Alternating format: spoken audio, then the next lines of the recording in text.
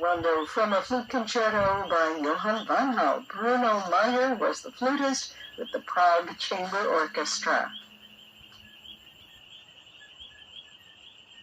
It's always nice to have your company for classical music. I'm Mindy Ratner. This is your Classical Discoveries on a Saturday, and we're celebrating May birthdays this time around, including Frenchmen Marat Marais and Jules Massenet, who lived, 200 years apart or thereabouts.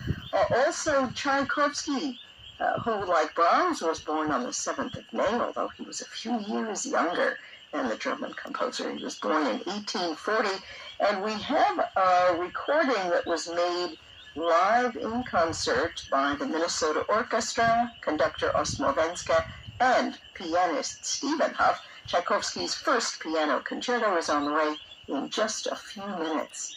Anatol Lyadov was also a Russian-born composer, born on the 12th of May, 1855, in St. Petersburg, and best known for some, absolutely exquisite orchestral miniatures. Enrique Batis conducts the Mexico City Philharmonic in one of these, called The Enchanted Lake.